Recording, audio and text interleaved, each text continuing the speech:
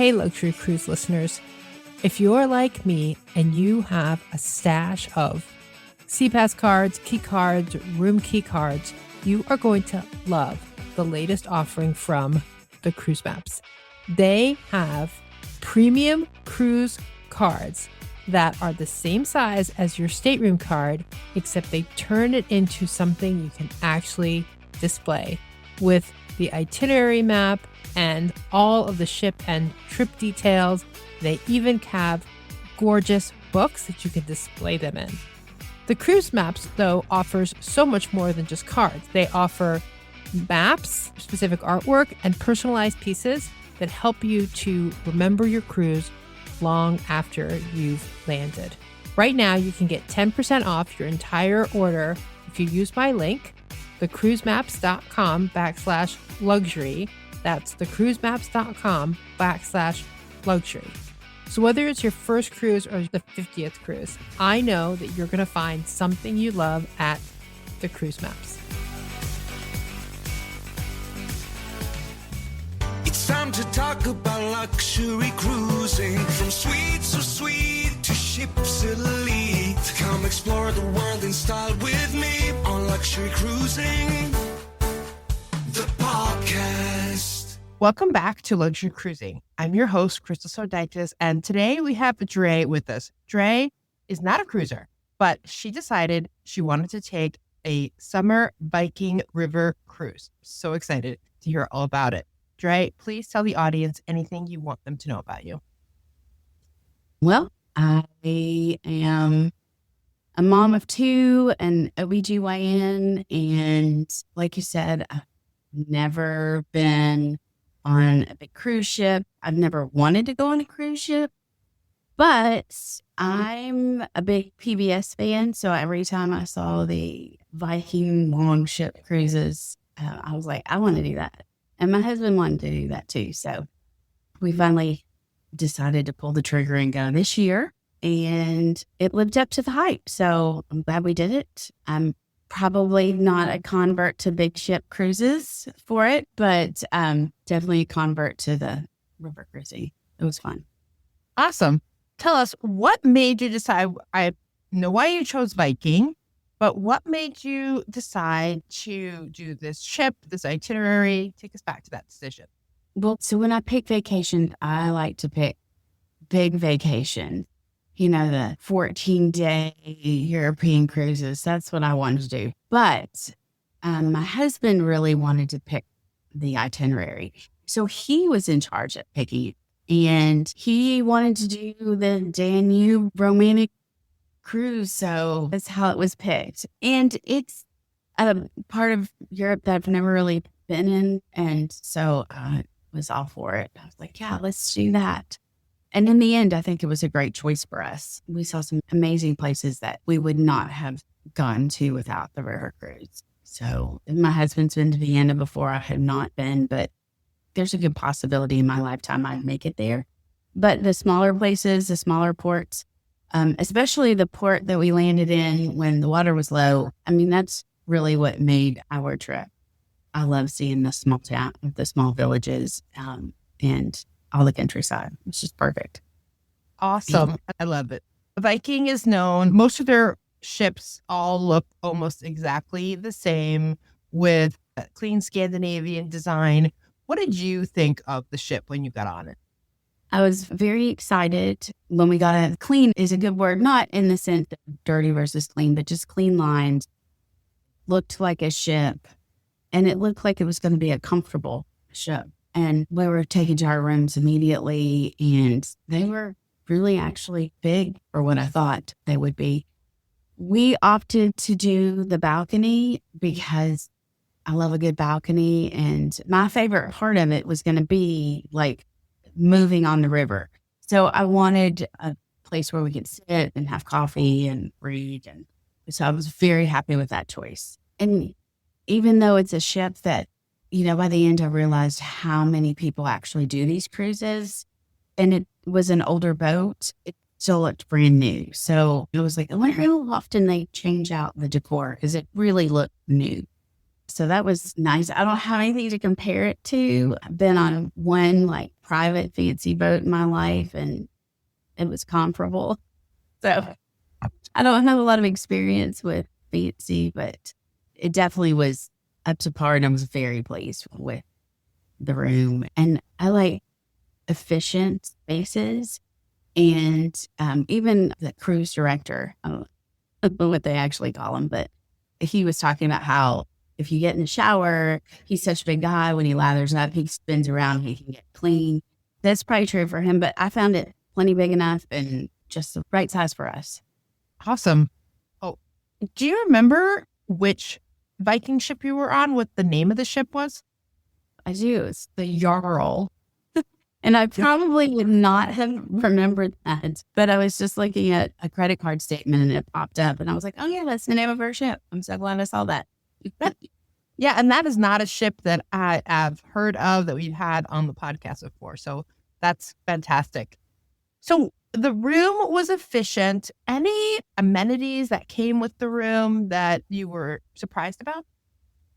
I felt like there was a lot of talk before the trip about access to plugins. Last year, I had a huge snafu with a plug-in in Oxford, England, so I was a little worried about that. No big deal. We didn't need any sort of adapters.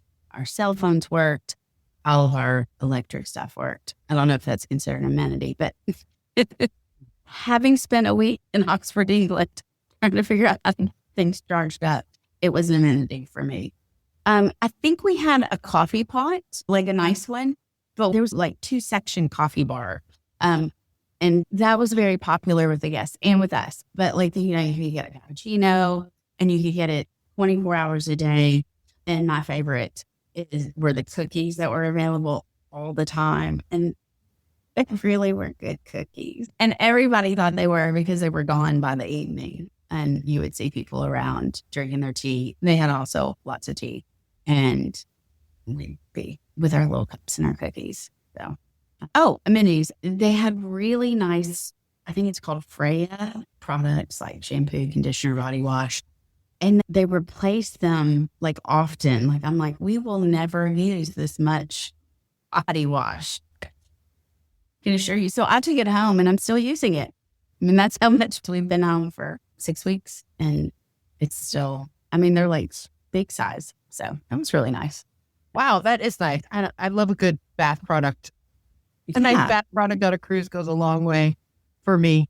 Me too. And we had the robes, which was nice to sit early morning on our balcony and drink coffee. Nice. And in the early morning, was that a coffee that you made yourself? Did you use room service? They did have room service, which we never used. Mostly because, I get up at the crack of dawn and I sleep train myself for when I travel to Europe. So I still get up at the crack of dawn. Nobody's up making coffee when we're up. So it's self-serve for that part.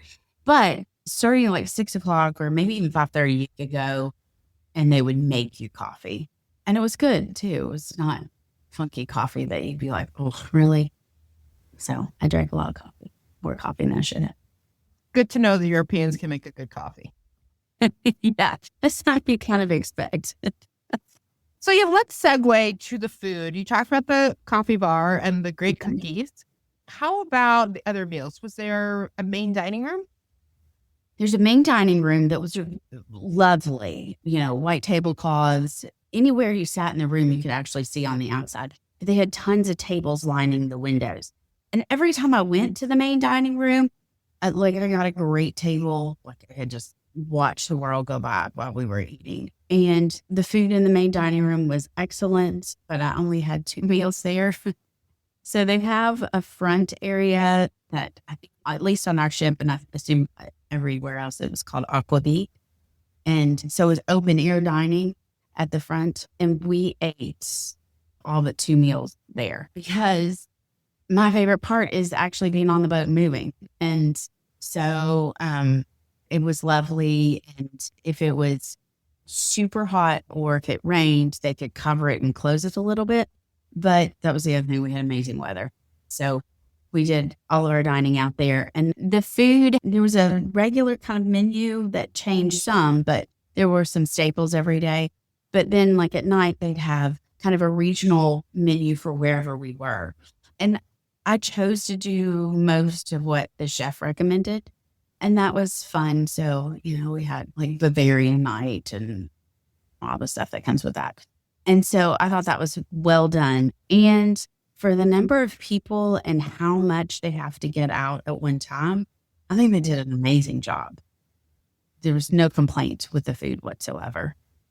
Awesome. Our chef was treated as kind of a celebrity. I found this amusing. Like they have the 4 o'clock, like you get together and they talk about what's coming up and what you can do. But they always like brought out the people, like the cruise director and the party director. The chef always got to make a round and like tell what he recommended to eat. And I found it amusing because we were like, everybody's clapping for him. I don't know. They're just happy about their food. Yes. And I didn't hear a single complaint about anything. Plenty of it too. There were no small portions. So I had no complaints about food. It was good.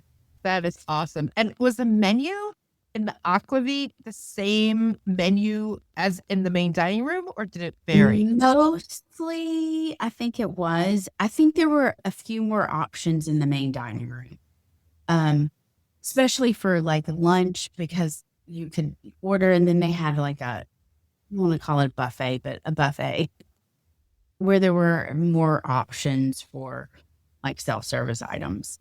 Kind of like you could sit down and maybe order a hot item, but then if you wanted to get up and get some pastries or granola or whatever, that was more self-serve. Yes. Yeah. And I ate breakfast there once, I think, or maybe lunch for the first day. And I was like, I don't need all this choice. I don't need to try 18 things. I know all of these foods. Like, I don't really need to try them. Again, the smaller menu Aquavit was more in line with what I liked. And by the end, the head waiter, knew what we wanted. He didn't assume that we would order something, but he knew what we wanted. So yeah, that was fun. That was probably the person that we got to know the best and felt the closest to. I don't know if that's the right word. Like you felt like you had kind of a rapport with one person. Yeah. I love it. Any standouts on the service in general? Our room steward, well, first of all, the waiter, and I was desperately trying to remember his name. My husband would know his name because they were buddies. He was amazing. He was just such a nice person, and they won't save you a spot, but they made us a spot one day when there was not a table. So it was a service table that they quickly made into a place that we could sit. And then our room steward was also amazing. We had an episode where I had to clean up a little bit on the carpet, and he just came in and I guess they just shampooed the carpet because I'd put towels down to blot up the coffee or whatever I'd spilled. And it was already clean when we came back.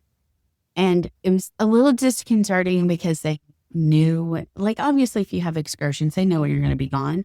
But I think he learned very quickly what our general schedule was. Because, like, I never saw him go in or go out. We were in the room a lot, or my husband was in the room a lot, and they never came in while we were there, but it was always clean. We got back. I love that. I'd like that at home. Somebody follow around and pick up after. Yeah, exactly. Wait, walk into the bedroom. Wait, it's not made up. What happened here? Any other dining other than like the cookie coffee bar, the Aquavit dining room? No, but we probably were outliers as far as the food goes, just because I'm the only person eating. And the bar scene seemed to be really a big deal. Like it was always packed when the 4 o'clock thing came around. And in the evening, there were lots of people and the bartenders appeared to be super busy. And so I can't really comment on that, but I feel like if you're going to be drinking the alcohol, the package is probably the good plan. That was my takeaway, that if I commence to drinking alcohol, I'm going to get the silver spirits package. But they had, anything that we wanted, and they would make for us. Oh, okay. This is such a weird thing, but I do have to say this. So they had iced tea, and they had it in a container. And, being Southern, I like my tea a certain way. And I was like, oh, this is going to be just not good tea. And it was so tasty. And I asked them, I was like, do y'all put sweetener in this? Like, I tried to get an idea. And I'll tell you what it reminded me of. And this is not going to sound like a selling point, but it should be a selling point. So when I was growing up, that Lipton instant tea that had lemon in it, it was like a powder, but it was really good. That's a little bit what it tasted like, but I don't think it was powder. I think they brewed it. I don't know what else they put in it, but I was well caffeinated on that trip. It was a little nostalgic. I was like, this is like what I remember. You know, if you go to somebody's house and they have a picture of this instant tea in it, and several people commented too. Awesome. About how good the tea was. That's awesome.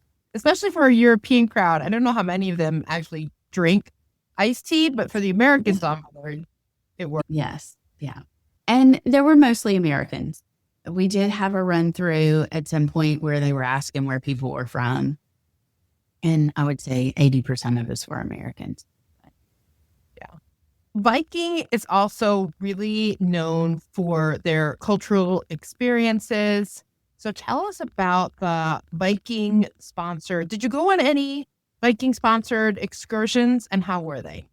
Yes. So the answer is yes, I did. But I didn't go on a lot of the big excursions, like to the Abbey or to the winery, or I didn't set foot in any art museum. But I did go, and I'm so glad I did. So we arrived in Budapest, and they had an introductory tour, and it was raining. And I was like, you know what? I'm going to go on this because I want to just get a general layout of the land. And that was fun. Like, he took us to the market, and even though it was Sunday, there were still stalls open, and he did a lot of history talking to us about, you know, how long the market had been there and things to do. And I'm so glad because I had booked a private tour for Budapest the next day because I had read that if the ship took off, you could catch up using like an Uber. Well, I found out later on that evening that no, our ship was leaving at 8 a.m. and we were going like 4 hours away. Like, there was no way to catch up. The only part of Budapest that I saw was that original tour. And then I did a little bit of walking in the morning when I realized that I wasn't going to be able to see. So I wish I had done the evening tour because, like, even at the top of the ship, it was beautiful. It was just gorgeous. I did kick myself for not doing that. Now, we did do some tours on down in the later part of the cruise. My husband went to an abbey, and he really liked that. He enjoyed seeing that. And I think they have like some apricot dumplings or maybe some wine making. I don't know.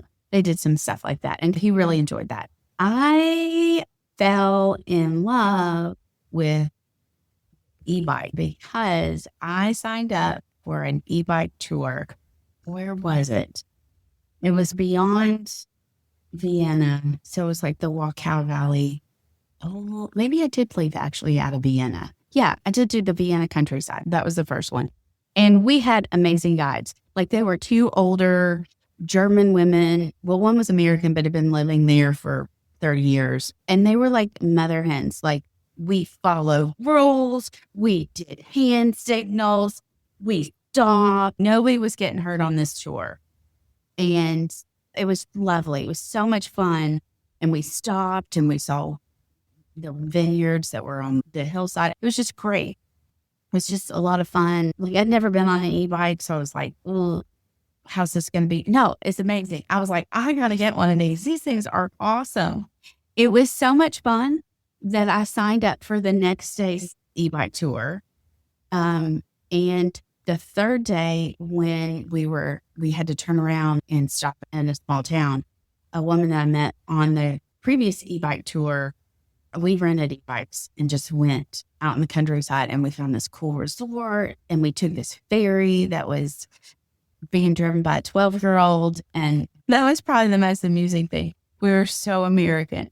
We pull up at this ferry place, which is like a sign.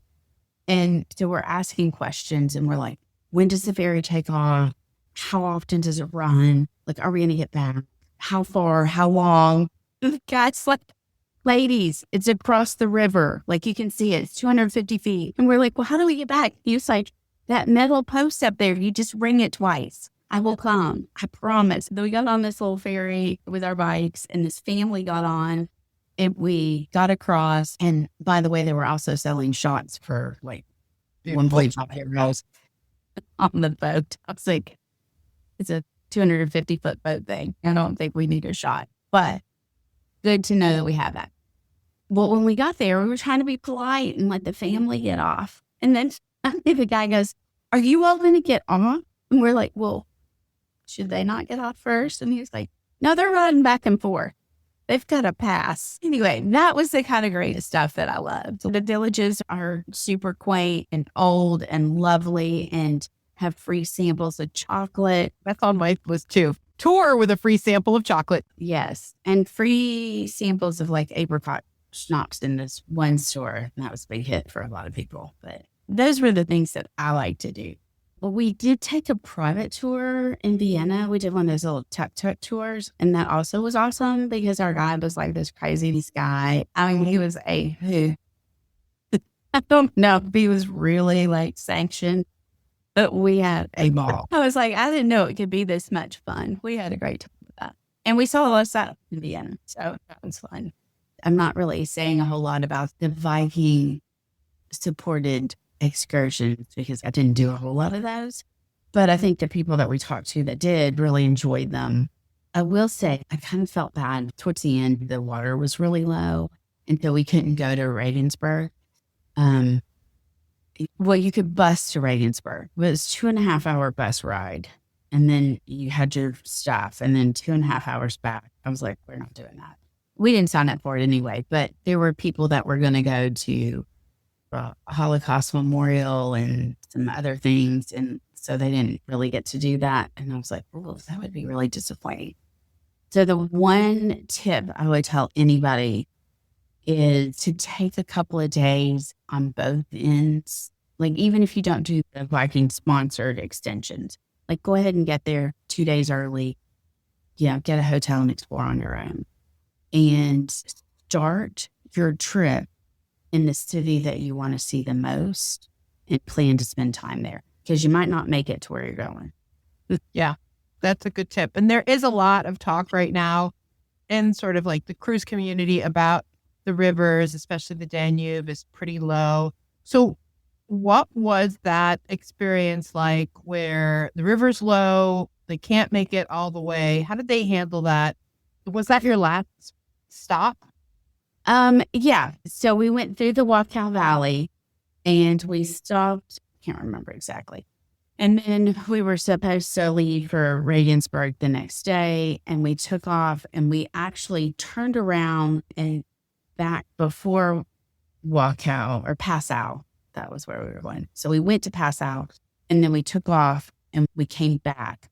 Now I was perfectly happy because the Wachau Valley is the most beautiful place that we cruised through. But we stopped in a town that was not on the cruise paths. They don't get cruise traffic.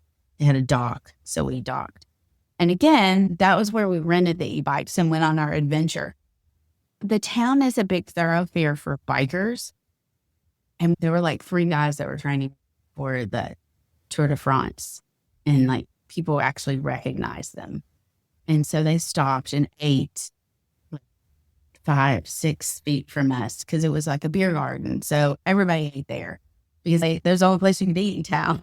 And so that was a lot of fun too, just seeing the locals blending with everybody. And I had an amazing German couple that were cruising through on a motorcycle and they had lunch with me or at my table, but with me. And that was fun too. That's the part that I like the best is getting out, hanging out with the local people. Yeah, I love that river cruising lets you stop in these smaller towns that you never would have planned to go there on a land vacation. You're not driving from Vienna to this little town. The fact that you got there and got to experience like the real life in those countries is so fun. Yeah. Besides the sailing down the river and seeing that was my second favorite. And for that reason, I would consider doing another tour. I know a lot of people do the excursions, but before I started looking into it, I didn't really realize that was a big part of it. Oh, no, I just thought I was going to get on a boat and just go all the way down the river. I don't know exactly what I was thinking, but I discovered that, the excursion, and I got into kind of that rush of, we got to get the best one. We got to get this. We got to get that. And in the end, it didn't really matter. The best part was sitting on the boat, watching it go by. I love that too. On top deck. Yeah, I love that too. Anything else about Viking or this particular ship that we haven't covered that you wanted to share? I think they're very organized. So, they pick us up at the airport, they transport us. They really had the system down for when we couldn't go on, and they had to bus people and bring them back. And they were very transparent about what was going on. So I think they do a really good job of that. And then I will say one more weird thing that I never would have expected. When we left, it might have been Budapest, but we entered this lock at night. And I've been through locks on like the Ohio, a small, never one where two big boats pull in and we were raised up. It was an engineering feat.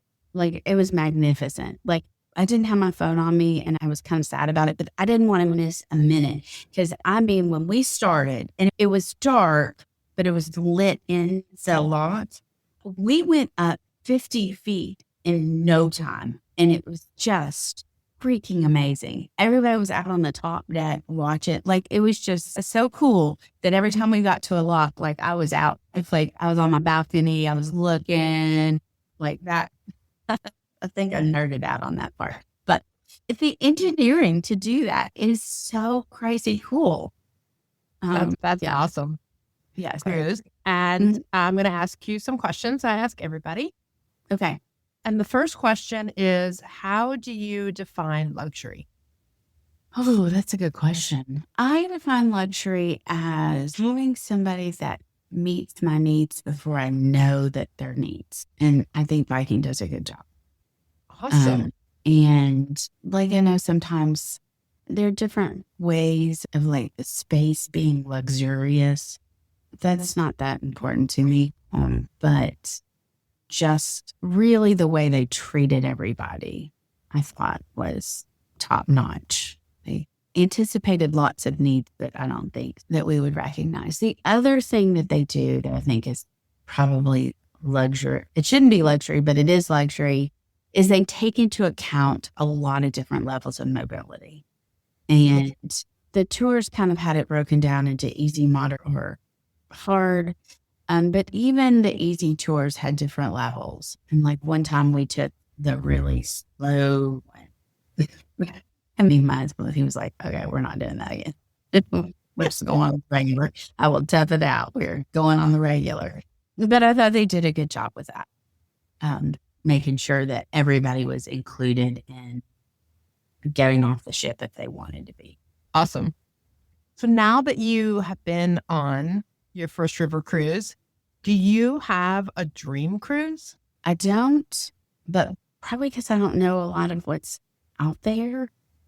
I will say that I spent a little bit of time looking at this. Viking has an around the world 6-month cruise. Viking Ocean. Yeah. It's not a river cruise. It's Viking Ocean. Yeah. Oh, yeah. It is. You do get on an ocean, but it's the thing. And I did a little calculation on it. And I don't know if I could do the true luxury suite.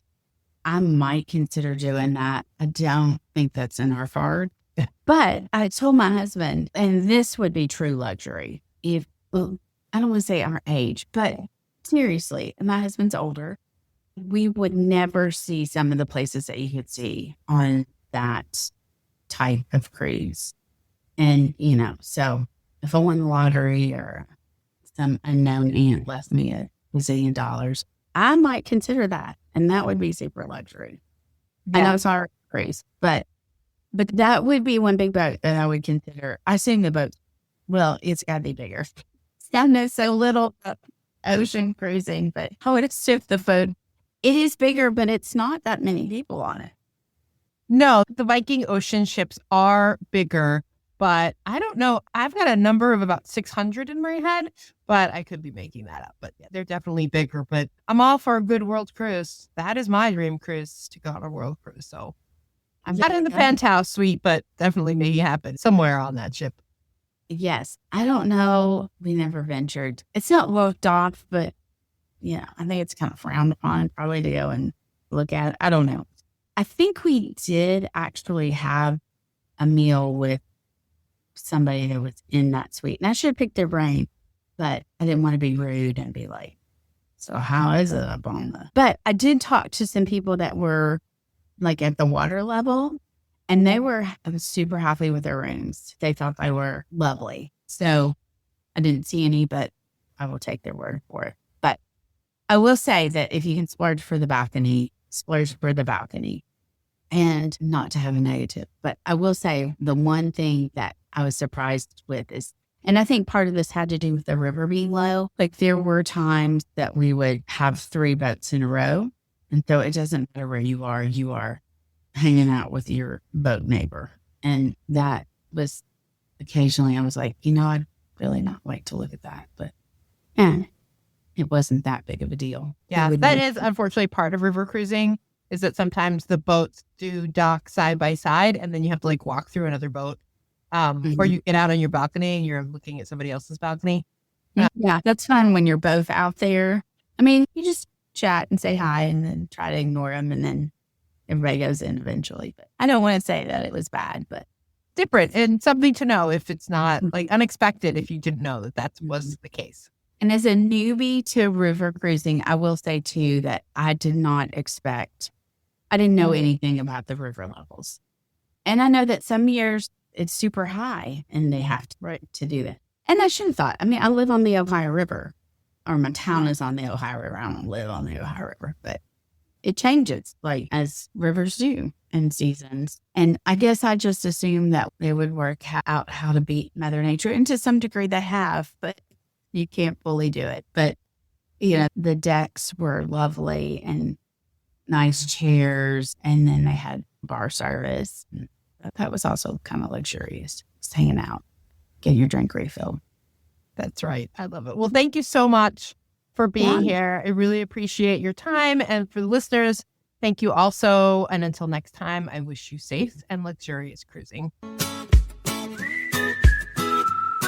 Hey, before you go, if you're enjoying this content, I would so appreciate a 5-star review on Apple Podcasts or wherever you're listening to this podcast. If you'd like to be on the show, there's a link to a form in the show notes, or you can email me at luxurycruisingpodcast@gmail.com. That's luxurycruisingpodcast@gmail.com. I hope to hear from you soon.